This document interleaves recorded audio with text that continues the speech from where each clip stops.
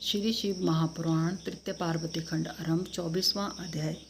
पार्वती से विवाह के लिए देवताओं का शिव जी के पास जाकर उनकी प्रार्थना करना। ब्रह्मा जी बोले, ही नारद, जब इस प्रकार हम लोगों ने उन माता पिता स्वरूप ईश्वर शंभु की स्तुति की तो सर्वज्ञ शंकर शनै शनै समाधि से जागृत हो बोले, हे हरि, ब्रह्मादिक देवताओं, तुम लोग मेरे पास किस लिए आए हो, उसका कारण कहो या सुन।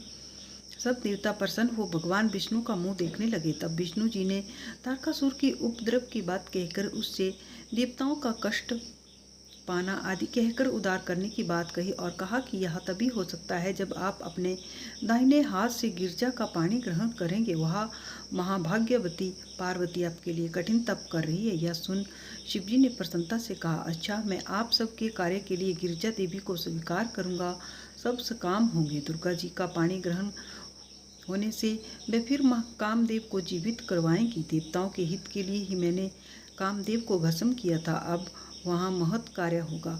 आप लोग हट न करें, तप से क्या नहीं हो जाता। आप लोग भी जाकर कठिन तपस्या कीजिए, काम रहित तपस्या ही सफलता प्राप्त कराती है। काम ही नरक का द्वार है। काम से क्रोध, क्रोध से मोह, मोह से तप का नाश होता है। वृष ध्वज महादेव जी देवताओं से ऐसा कहकर फिर समाधि लगा लिए। तब उनको ध्यानावस्थित हुआ देख इंद्रादिक देवताओं ने नंदीश्वर से कहा कि आप तो शंकर के गण सर्वज्ञाता तथा पवित्र सेवक हैं, हम सब आपकी शरण हैं। हमें वह उपाय बताइए कि किस प्रकार शंकर जी प्रसन्न हो सकते हैं।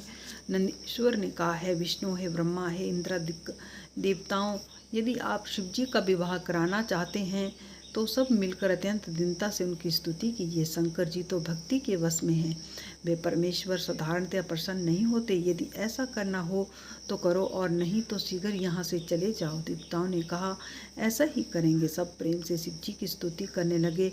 फिर उनकी दीनता इतनी बड़ी कि वे प्रेमाकुलचित होने लगे। मैं ब्रह्मा और विष्णु स्तुति करता ही रहा। फिर तो भक्त वत्सल भगवान शंकर ध्यान से उपराम हो बोले, हे विष्णु, हे ब्रह्मा, कहो किस लिए आए हो। इस पर विष्णु जी ने कहा, हे महेशान, आप ही सबके ईश्वर और अंतर्यामी हैं। फिर भी सुनिए, पार्वती जी ने आप ही के लिए गिरिराज से जन्म लिया है। उनमें आपसे जो पुत्र उत्पन्न होगा वही तारक को मारेगा, क्योंकि ब्रह्मा जी के वर के कारण वह किसी से बद्य नहीं है। पार्वती जी नारद जी के उपदेश से ऐसा दुष्कर तप कर रही है। पार्वती को वर देने के लिए आप उनके पास जाइए।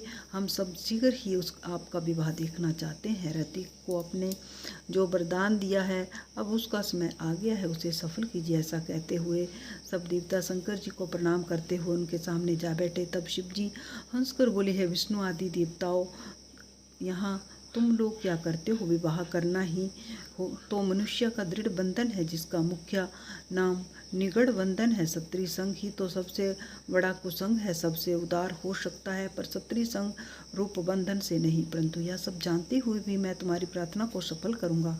भक्तों के अधीन तो एक मैं ही हूँ, तभी तो सबके कार्यों में तत्पर रहता हूँ। इसी से तो मुझे अनुचित कर्ता कहते हैं। हलाहल तक मुझे पीना पड़ा है। मुझे विहार की आवश्यकता नहीं, किंतु तारकासुर से उपस्थित दुख को मैं अवश्य ही हरण करना चाहता हूँ। पुत्रोत्पत्ति के लिए मैं अवश्य ही गिरजा से विवाह करूँगा, तुम निश्चित होकर जाओ। ऐसा कहकर भगवान हर अपने भवन में चले गए। विष्णु आदि देवताओं ने अपने लोक को प्रस्थान किया। ओम नमः शिवाय।